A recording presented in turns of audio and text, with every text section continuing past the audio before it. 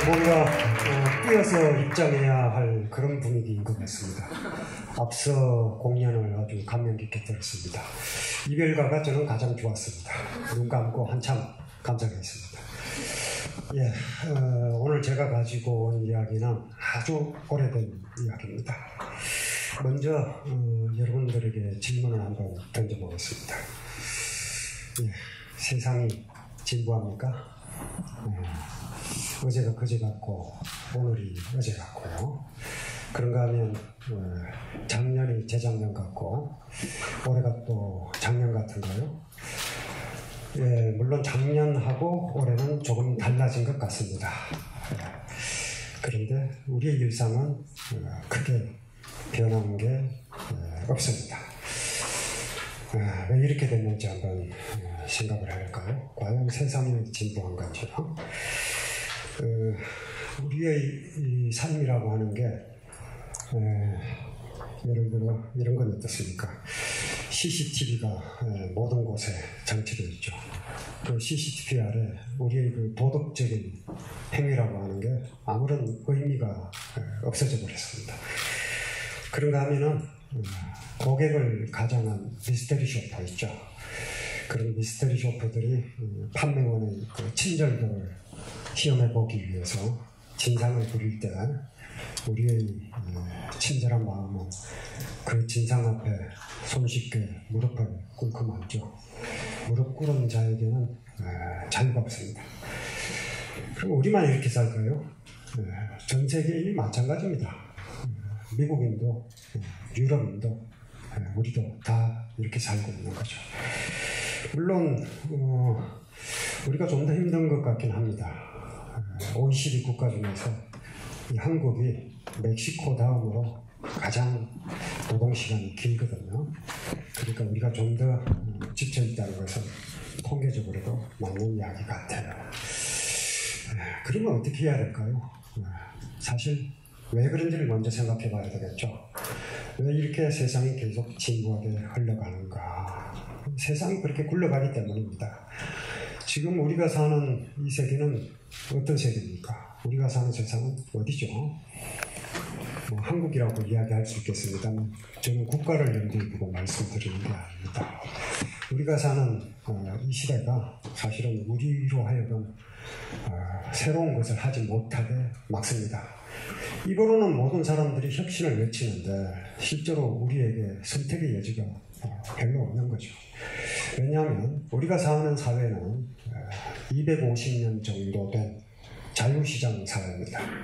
이 자유시장 사회라는 건 모든 관계를 거래 관계로 바꾸는 거죠. 돈으로 사지 못할 게 없습니다. 일단은 우리는 사랑도 돈으로 살 수 있고 우정도 돈으로 살 수 있고 그러다 하면 친절도 얼마든지 돈으로 살 수 있습니다. 잘 차려입고 많은 돈을 가지고 고급 승용차를 사러 가면 매우 친절합니다. 그런데 그 친절이 과연 진실한 것인가 확인할 도리가 없습니다. 지금 그런 시대에 우리가 살고 있거든요.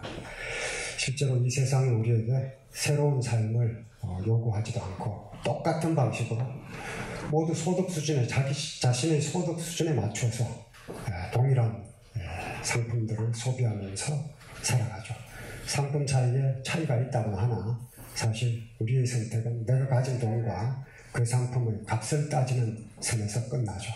나의 자유로운 선택은 없습니다. 그러면 어떻게 해야 될까요? 결국 나 자신을 새롭게 하는 수밖에 없습니다.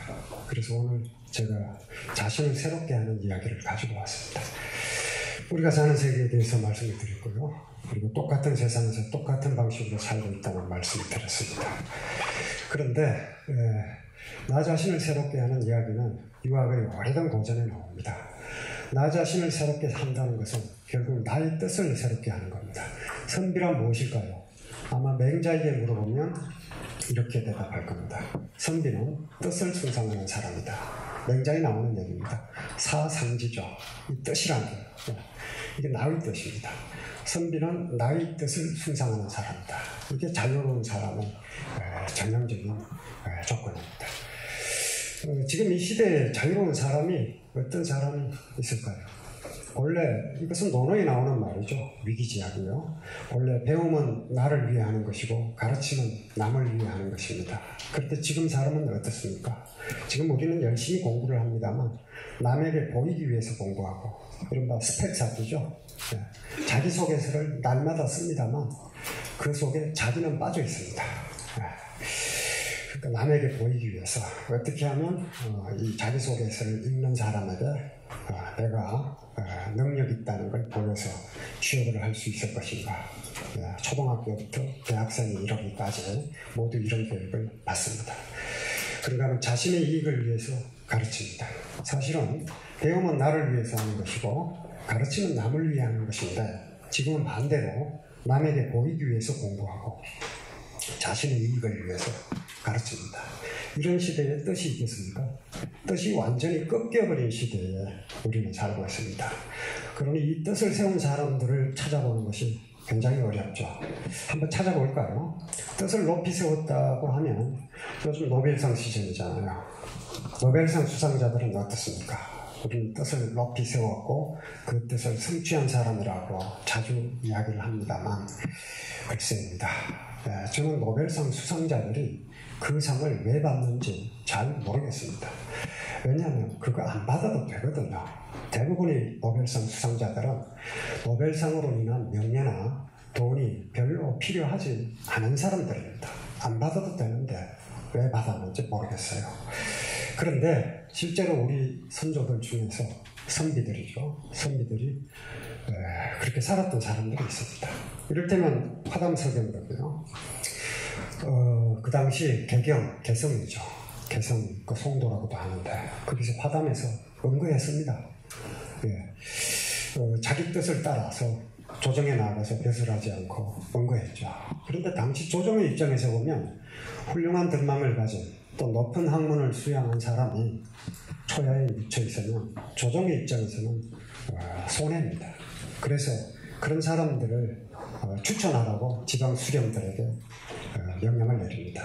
그래서 화담 서경덕이 120여 명이 추천되었는데 서경덕이 수석으로 추천됩니다. 결과가 어떻게 되었을까요? 벼슬에 나가지 않습니다. 왜 안 나갔을까요? 안 나가도 되거든요. 물론 나중에 어머니가 요청을 해서 생원시에 응시를 합니다. 결과는 장원급제였는데 생원시에만 응시하고 역시 벼슬에 나가지 않습니다. 어머니의 소망에 따라서 자격을 갖추는 과거 시험에 급제를 하긴 했지만 막상 벼슬에는 나가지 않았던 것이죠. 왜 그랬을까요? 남명조식도 마찬가지입니다. 남명조식도 조정에서 한 대여섯 차례 벼슬을 내립니다. 그런데 임지로 나가지 않으니까 한 번은 단성현감으로 재수를 해요. 조정으로 올라오라니까 올라오질 않습니다. 그러니까 아예 발령장까지 내는 겁니다. 너는 단성현감으로 와서 일을 해라. 아예 임지까지 지정해 주는데 그날로 사직서를 올립니다. 사직서의 내용이요. 처음에는 공유 전하 이렇게 공전하기 시작합니다. 엎드려 생각한데 전하께서 굉장히 이제 하해 같은 은혜를 내려주시고 이렇게 씁니다. 그러다가 결국 어떤 말로 마무리가 되냐면 지금 조정의 대신들은 백성들 생각하지는 않고 희희낙낙하고 조정의 작은 신하들은 백성들 가름 주고 하느라 영향이 없다. 이런 시대에 내가 벼슬에 나가서 이름을 훔치는 도둑이 되고 싶지 않다. 이런 식으로 상승을 올립니다. 목숨을 잃을 뻔했죠. 하지만 그 당시는 살인의 시대였기 때문에 위험을 당하지는 않습니다. 어쨌든 조식도 나가지 않았죠. 나가지 않고 지리산 부근 삼청에서 제자들을 양성합니다. 조식이 1501년생입니다. 조식도 1501년생이고 퇴계이왕도 1501년생입니다. 퇴계이왕은 1570년에 세상을 떠났고 조식은 1년 남짓 뒤에 1572년 초에 세상을 떠납니다. 세상을 떠나고 20년 있다가 1592년에 임진왜란이 일어나죠. 조식의 제자 50명이 넘는 제자들이 의병장이 돼서 나라를 구합니다. 조식은 배설하지 않았지만 제자들을 양성하면서 그 제자들에게서 희망을 받던 거죠. 곽재우도 조식의 제자였고요. 아시죠? 정인왕도 역시 의병장이었죠. 조식의 제자였고요. 조정도도 조식의 제자입니다. 조선이 그 당시 망할 뻔했죠. 망할 뻔했지만 결국 의병 때문에 나라가 망하지 않은 겁니다. 물론 이순신 장군이라는 걸출한 장군도 있었죠. 어쨌든 조식은 벼슬에 나아가지 않았습니다. 자신의 뜻과 맞지 않다는 이유로 나아가지 않았던 거죠. 뜻을 세운 사람이 분명합니다. 그런가 하면 퇴계 이황은 어떤가요? 조식과는 스타일이 조금 다르긴 했습니다. 조정에서 부르면 임금의 명령이니까 일단 올라가긴 합니다. 올라가서 무슨 판서 자리나 권력을 휘두르는 자리에 머물지는 않았어요. 홍문관 대제학이나 성균관 대사성 같은 자리는 실제로 박봉이고 무슨 권력을 휘두르는 자리가 아니라 명예만 높은 자리입니다. 그런 자리를 할 법하지 않습니까? 하지만 올라가서 늘 상소문을 올립니다. 사직소입니다. 늘 자기 고향 안동 청량산으로 내려갈 생각만 합니다. 올라와서 성균관 대사성을 하다가도 1년을 채우지 않고 결국 물러나서 태도가 됩니다. 물러난 도사는 처사가 되는 거죠. 이들이 선비입니다. 물론 이들과는 또 다른 차원에서 수많은 선비들이 있습니다. 율곡이도 마찬가지죠. 율곡이는 이 세 선비들과는 또 다릅니다. 적극적으로 조정에 출사했죠. 호조 좌랑을 시작해서 이조 좌랑이 되고 황해도 관찰사도 하고 이조 판서하고 이조 판서를 2번이나 하죠. 호조 판서도 합니다. 이조 판서는 관리의 임용을 결정하는 장관입니다. 호조 판서는 백성들로부터 세금을 거두어 드리는 일을 담당합니다. 병조 판서 군권을 장악한 실세죠. 그런 자리를 두루 역임하고 2번째 이조 판서를 하다가 세상을 떠나는데 장례 치를 비용이 없었어요. 평생 하루에 한 끼씩만 먹었고 쇠고기 한 점 먹지 않았습니다. 이 기록은 박제가의 북학의 서문에 나오는 이야기입니다. 율곡은 뭐라고 얘기를 했냐면 식기속하고 소가 지어준 곡식을 먹고 우식규 또 소의 고기까지 먹는 것이 가와 옳단 말인가 하고 쇠고기 먹지 않았습니다. 그리고 황해도 관찰사 이조 판서 엄청난 권력자예요. 그런데도 결국 청렴하게 살다가 세상을 떠났을 때 장례 치를 비용이 없어서 친구들이 객출을 해서 장례를 치릅니다. 선비입니다. 배설을 했다거나 이 선비들은 배설을 하지 않았지만 배설을 했다고 해도 율곡 같은 선비는 배설을 통해서 이익을 추구하지 않았죠. 죽을 때까지 오직 나라 일만 이야기합니다. 집안을 돌보는 일에 대해서는 단 한마디도 남기지 않았어요. 죽는 순간까지로. 그렇게 되니까 결국 율곡의 일이라고 하는 건 백성을 돌보는 일 외에는 없었던 것이죠. 그런 선비입니다. 이런 선비들과 비교를 할 때 현재 노벨상을 받는 사람들은 어떨까요? 뜻을 높이 세웠다 할까요? 뜻이 아니라 명예를 추구한 것이겠죠. 자, 그럼 이제 뜻을 세운다 이러는데 섰다고 할 때 뜻이라고 하는 게 큰 대자 밑에 이 한자의 큰 대자는 이렇게 똑바로 선 모양을 그린 겁니다. 큰 대자 맞죠? 그리고 아래에 선을 그으면 설립자가 됩니다. 그리고 왼쪽에 사람 자를 붙이면 높은 자리에 있는 사람 뭐 이런 뜻이 돼요. 서 있다고 하는 것은 우리가 굴복당한 자, 기어다니는 자는 자유로운 자가 아닙니다. 기어다니는 자는 아직도 기어다니고 있죠. 짐승들요. 자유롭지 못하잖아요. 두 손이 일단 자유롭지 않잖아요. 그리고 무릎 꿇은 자, 노예죠. 자유롭지 않습니다. 그런데 유학의 경전 중에서 이 대학이라는 책은 바로 자유로운 인간의 자기혁신에 대한 이야기입니다. 대학이라고 할 때 큰 대자가 똑바로 서 있는 모습을 그린 글자거든요. 그리고 입지라고 할 때 설립자가 바로 아래에 선을 그어서 땅을 표시한 겁니다. 지면 위에 당당하게 서 있는 단독자를 이야기합니다. 서양에서도 비슷한 얘기가 있죠. 샤르트르 같은 실존주의 철학자가 신학의 단독자 이러는데 그건 대학과는 좀 다릅니다. 신이 있잖아요. 신하고 나하고 같이 있는데 어떻게 단독자가 됩니까? 신이 나를 보고 있어도 잘 보여야 되겠죠. 대학의 신독은 오직 나 홀로 있는 겁니다. 나를 지켜보는 자는 나밖에 없어요. CCTV가 없습니다. 저는 그래서 CCTV 있음이라는 이 광고판들을 모두 CCTV 없음으로 바꿨으면 좋겠습니다. 아마 신독을 새롭게 번역하면 CCTV 없음이 될 거예요.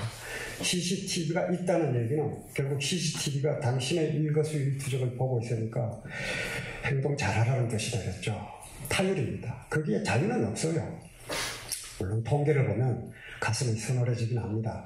CCTV를 설치하지 않았을 때와 CCTV를 설치하고 난 뒤에 쓰레기 투기 양이라든지 이런 걸 비교를 해보면 CCTV를 설치한 후가 훨씬 더 줄어들어요.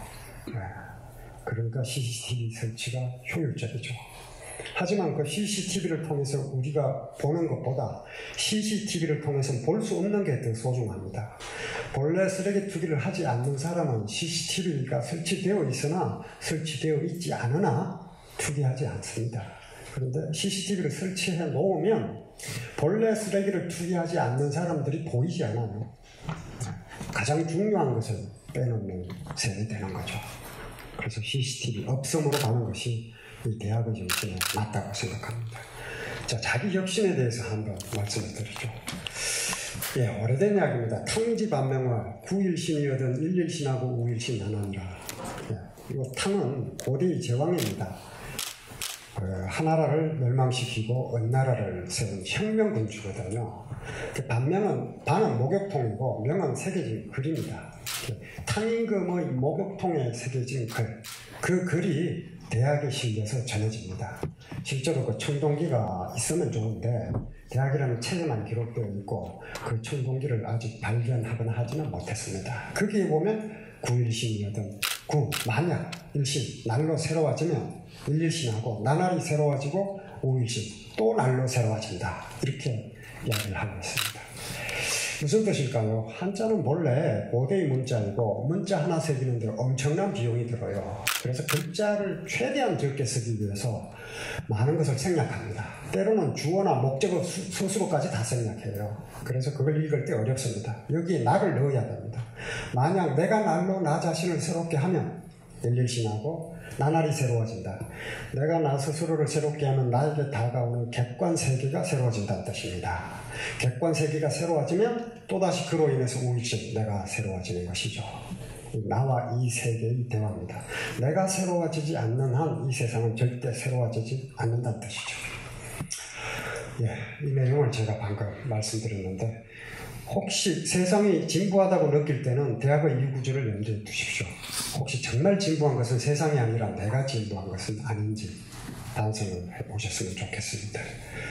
그리고 결국 나 자신을 새롭게 하는 것이 세상을 새롭게 하는 길이고 세상이 새로워지니까 나 또한 새로워지는 이 선순환, 악순환이 아니라 이 선순환의 반복을 경험해 보시기 바랍니다. 오늘 저는 새로웠습니다. 앞서 공연을 들으니까 새롭더라고요. 그 옹고이지신도 마찬가지입니다. 우리가 이 옹고이지신을 흔히 옛것을 익히고 옛것도 익히고 새것도 익힌다는 식으로 닥치는 대로만 지식을 습득하는 것처럼 이야기를 하지만 그것이 아니라 옛것을 익혀서 지신, 나 자신을 새롭게 할 줄 아는 것, 이게 지신입니다. 결국 나를 새롭게 하는 데 목적이 있는 거죠. 실제로 그렇게 했던 사람들이 있습니다. 샤르트르는 노벨상을 거부했죠. 물론 노벨상 거부자로 기록된 사람들이 몇 명 있습니다만 자신의 뜻이 아닙니다. 파스테르나크 같은 경우는 러시아, 구소련에서 못 받게 했으니까 할 수 없이 못 받았고 그랬죠. 오직 자신의 의지로 노벨상을 거부한 사람은 샤르트르밖에 없습니다. 부자였을까요? 아닙니다. 가난하게 살았습니다. 그래서 나중에 상금만 받을 수 없냐고까지 얘기했던 게 샤르트르예요. 물론 거절당했지만. 왜 가난하게 살 수밖에 없었냐면 프랑스 사람인데 그 당시 프랑스가 알제리를 제국주의 지배했거든요. 그런데 샤르트르는 어느 편에 섰냐면 알제리 편에 섰습니다. 프랑스 국민의 반역자가 된 거죠. 그래서 드골 정부에서 처벌해야 한다고 주장이 일어나는데 드골이 뭐라 그랬냐면 놔둬라, 그도 프랑스다, 이렇게 얘기한 사람입니다. 자기는 먹고 살 게 없는데 군자금을 거둬서 알제리 독립운동가들에게 전달한 사람입니다. 샤롯들은. 노벨상 안 받는 게 당연한 사람입니다. 페렐만 마찬가지죠. 유명한 이야기죠. 필즈상을 거부했죠. 밀레니엄 난제, 그 중에서 포엔카레의 추측을 풀었단 말이에요. 그러면 클레이 수학연구소에서 100만 달러를 주기로 했는데 안 받습니다. 그럼 러시아로 돌아가 버렸어요. 한 달 수입이 얼마인가 봤더니 우리 돈으로 35,000원밖에 안 되더라고요.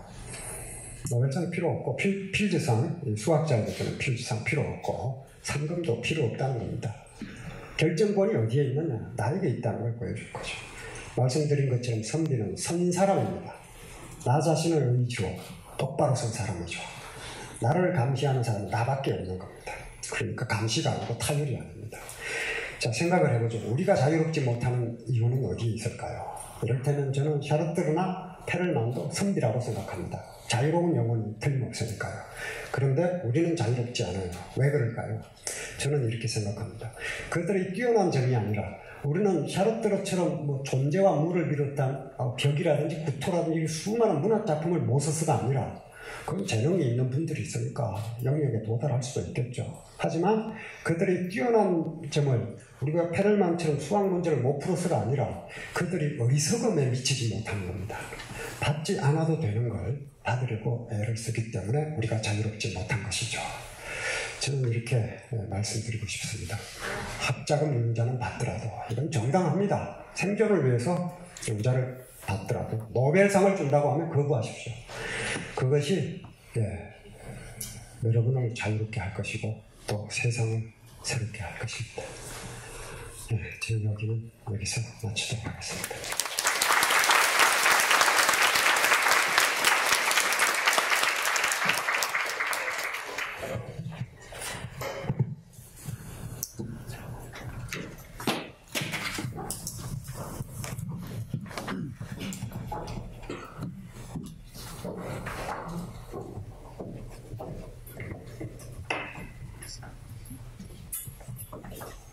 질문을 이렇게 뽑으셨군요. 네. 교수님 자리에 앉으실까요? 네. 서 계시느라 힘드셨지요. 지금 많은 학생들이 지금 숨죽여서 이 강연을 지켜봤는데 선생님 저 궁금한 거 하나 있습니다. 어쩌다가 이 성리학 이거에 빠지셔서 이렇게 공부를 깊게 파게 되신 거세요? 예, 저는 이제 가장 높은 가치를 추구하고 싶었습니다. 그래서 본래 과학자가 되려고 했습니다. 그 중에서 천문학을 하고 싶었는데요. 네. 과학의 별보다 문학의 별이 더 찬란한 것 같았고 문학은 제일 이렇게 한 분야를 파고드는 분이 있기 때문에 더 저희도 이렇게 들을 만한 이야기가 있는 거고, 여러분 기억하시죠? 뭔 받아도 뭐는 받지 말아라? 학자금 대출은 받아도 노벨상은 거부하라. 우리 거부할 수 있는 배짱이 있어야 됩니다. 여러분 꼭 이 얘기 기억을 해주셨으면 좋겠습니다. 지금 여러분에게 저희가 묻고 싶은 질문에 대해서 앞서 투표를 좀 했어요. 투표한 내용 가운데 가장 많이 투표를 받은 두 가지 질문에 대해서 제가 대표로 한번 해보겠습니다.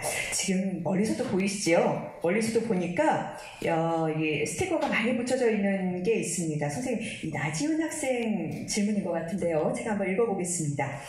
선비정신이라 하면 유교가 떠오르는데 교수님께서 쓰신 저서 중에 장자강이라는 게 있더라고요. 2015년에 나온 책이었죠. 그렇죠? 선비정신과 장자를 포함한 모든 동양 사상을 따져봤을 때 현 시대를 살아가는 사람들이 가장 우선시해야 할 가치가 뭐라고 생각하시나요? 라고 의미심장으로 굉장히 깊이가 있습니다. 여기 나지훈 학생 누구신가요? 아유, 깊이가 있습니다. 생김새도 깊이가 있어요. 여기 손 드셨습니다. 보셨나요? 네. 선비정신하면 유교가 떠오르는데 장자감이라는 책을 쓰셨더라 그랬는데 장자 같은 경우도 장자라는 문헌을 가장 많이 읽은 사람이 누구냐면 유학자들입니다. 일단 글을 아는 사람들이라 해야 되겠죠.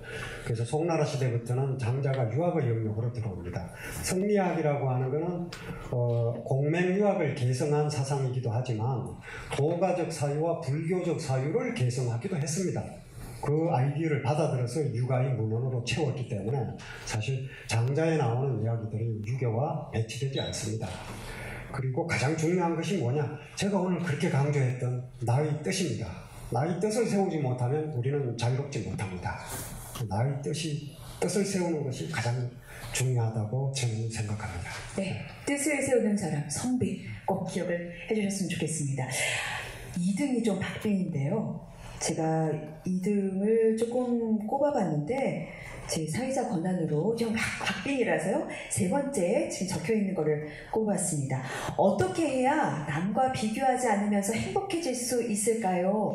약자에겐 강하고 강자에겐 약해지는 나의 비겁한 모습이 싫어요 라고 적으셨어요. 김지은 학생 어디 계신가요? 너무 쑥스러우신가요? 김지은 학생 이것만 적으시고 지금 쑥스러워서 손을 못 드시는 것 같아요. 선생님 어떻게 해야 될까요? 솔직한 질문이네요. 네. 약자에겐 강하고 강자에겐 약해지는 나의 비겁한 모습이 싫다. 사실은 이 동아시아 고전 중에서 논어보다 더 많이 팔리는 게 이 교보문고 같은 데서요. 손자병법입니다. 손자병법이 뭐냐면 바로 이걸 가르치는 거죠. 약자에겐 강하고 강자에겐 약하라. 그래야 이깁니다. 강자는 피하고 약자는 이기는 것. 이게 손자병법입니다. 그런데 손자는 아주 정직한 사람이에요. 손자병법은 어떻게 시작하냐면 병자는 궤도야라. 궤도라는 말을 시작합니다. 그러니까 군대를 이끌고 다른 나라와 싸우는 일은 속임수다 이렇게 얘기를 해요. 전쟁이란 건 그런 거라는 겁니다. 내가 강하면 약해 보이고 내가 약하면 강해 보이고 멀리 있는 것 같으면 가까이 있는 것처럼 보이고 가까이 있으면 멀리 있는 것처럼 보이고 풍족하면 부족한 것처럼 부족하면 풍족한 것처럼 이게 속임수예요. 그러니까 손자는 전쟁은 그런 일이니까 아예 선언하고 가는 거죠. 그런데 요즘 정치인들은 그렇게 하지 않고 정도라고 해놓고 궤도로 가는 경우가 많죠.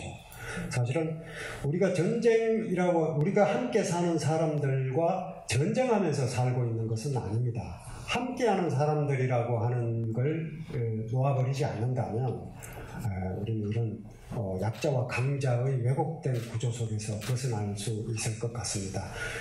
이렇게 생각하는 사람들이 많지만 사실은 이 구조가 그런 거죠. 이 구조가 강자와 약자 그리고 특히 한국 사회는 강자가 경쟁에서 이긴 강자가 모든 것을 독점하는 구조가 되어 있기 때문에 사람들이 이렇게 되는 거죠. 바꿔가야 합니다. 바꾸려면 누구부터 바꿔야 됩니까? 네, 오늘 제가 말씀드린 것처럼 나부터 바꿔야 되겠죠. 네, 나 자신부터 바꿔야 된다. 그런 말씀을 해주셨습니다. 이거는 그 전에 사전에 질문을 받은 내용이었고요. 그래서 사전에 받은 내용이라서 이 자리에 안 계실 수도 있는 상황이었습니다. 오늘 이야기를 듣고 나서 이 현장에 계신 분들 가운데 한번 마지막 질문을 받고자 합니다. 혹시 나는 이 질문을 꼭 해보고 싶다 하시는 분 용기 내서 한번 손을 들어주시기 바랍니다. 이 현장에서 마지막으로 우리 교수님에게 나 이 질문 꼭 하고 싶다, 안 하면 후회할 것 같다 하시는 분은 손을 꼭 들어주십시오. 손 들어보실까요? 이러면 꼭 안 됩니다. 이러면 꼭 안 됩니다. 손 드는 분한테 뭐라도 드리고 싶은 마음인데요. 손 드시는 분에게 제 사회자 드셨습니다. 저 얘기 안 들으셔도 되겠습니까? 사회자 권한으로 YTN에 한번 모시겠습니다. 네. 친구분과 같이 오십시오. 제가 좀 이따 끝나고 연락처 알려드리겠습니다. 질문 한번 해주시길 바랍니다. 마이크 주실까요? 안녕하세요. 고려대학교 17학번에 재학 중인 배지현이라고 합니다. 강의를 정말 잘 들었고요. 고등학교 때부터 선비정신에 대한 책을 좀 읽어봤었는데 자세히는 모르지만 선비에 대한 부정적인 인식이 사회에 존재한다고 생각을 하는데요. 특히 책에 따르면 일제시대 때 선비에 대한 인식을 부정적으로 해서 유학이라는 그런 학문을 좀 부정적으로 사람들에게 인식되도록 한 측면이 있다고 합니다. 그래서 그런 선비에 대한 부정적인 인식을 어떻게 하면 바꿀 수 있을까요? 예, 역사적 고찰이 같이 따라오네요. 실제로 우리가 지금 조선의 문화라든지 조선시대 선비를 폄하하는 그런 이야기들이 굉장히 많죠. 대표적인 헬조선 이런 말이고, 네. 그리고 차마 이제 이야기할 수 없는 선비와 소리와 함께 만들어진 새로운 조어들 여러분들 알고 계십니다. 입에 담지 않겠습니다. 그런데 그런 편견이 조성된 데에는 사실 역사적 맥락이 있죠. 지금 혹시 학생이 사학과인지는 모르겠습니다만 그런 고찰이 들어가 있네요. 그런 부정적인 인식은 이미 망한 나라이고 망하는 것이 정당하다고 유포하는 세력이 있었던 것이 틀림없습니다. 하지만 지금 우리의 인식 속에 그런 게 남아있다면 과거의 누구 탓을 하기는 어렵습니다. 일제강점기나 일제의 핑계를 댈 시대는 지금 아니죠. 왜 그럴까요? 글을 읽은 자들이 글 읽은 자가 되지 못했기 때문에 그런 겁니다. 글 읽는 것은 누구나 읽습니다. 지식을 습득하는 것이 쉽습니다. 하지만 글을 읽고 글 읽은 자가 되기는 어렵습니다. 지식을 습득하기는 쉽지만 지식인으로 행동하기는 정말 어렵습니다. 그런 사람들이 뭐 다산정약용이라든지 아니면 경술국집 1910년에 매천황현이 8월달에 자결하잖아요. 그리고 절명시 내수를 남겼는데 그 마지막 세수의 마지막 구가 뭐냐면 난작 인간 식자인이라고 그랬어요. 인간 세상에서 글자 아는 이가 되기 어렵다 이렇게 얘기를 했습니다. 뭐냐면 글 읽은 자 되기가 어렵다 이런 얘기입니다. 매천황현은 벼슬을 하지 않았기 때문에 나라가 망했다 한들 황현에게 책임을 물을 수가 없어요. 하지만 황현은 자기가 읽은 글을 저버리지 않기 위해서 죽었어요. 쉽게 죽은 것 아닙니다. 죽기 전에 이 아편을 탄 그 독약을 3차례 입에 뗐다가 하고 결국엔 자결을 한단 말이에요. 그렇게 어려운 결단을 내렸는데 그게 결국엔 자기가 읽은 글을 저버리지 않기 위해서 그런 겁니다. 우리가 읽은 글을 저버리지 않고 배신하지 않고 읽은 글처럼 살기 위해서 노력하는 것이 지금 이 시대에 선비라고 지목된 사람, 지식인으로 지목된 사람들이 노력을 해야 되겠죠. 그게 되지 않으면 아무리 과거의 전통을 아름답게 포장한다 하더라도 사람들이 믿지 않을 겁니다. 네, 감사합니다. 마지막 질문해주신 분 끝에 저 만나고 가셔야 됩니다. 감사합니다. 이 말씀을 얘기를 들었는데요. 우리 삶에서 좀 적용할 수 있는 삶에서 바라본 선비정신은 무엇인가, 혁신은 무엇인가 라는 주제에 대해서 말씀해 주셨는데 이해가 되셨습니까? 좀 도움이 많이 되셨습니까? 처음 시작할 때의 눈빛하고 지금의 눈빛이 많이 달라지셨어요. 여러분들 반짝반짝 빛나고 있습니다. 마지막으로요, 선생님. 지금 고전을 많이 읽어야 된다. 좀 고전 속에서 그 해답을 얻을 수 있다라고 얘기를 해주셨는데 짧게 어떻게 하면 우리가 고전을 좀 쉽게 접근할 수 있을까요? 말씀을 좀 해주세요. 논어부터 읽으십시오. 수많은 고전을 읽었습니다만 제게는 가장 높은 산이 논어입니다. 그런데 논어에 보면 아주 평범한 이야기들이거든요. 하기시석지 불영녀로 배우고 때때로 읽히는 기쁘다. 새로운 이야기 아닌 것처럼 보입니다만 사실은 새로운 이야기입니다. 벗이 먼 데서 찾아오니 반갑다.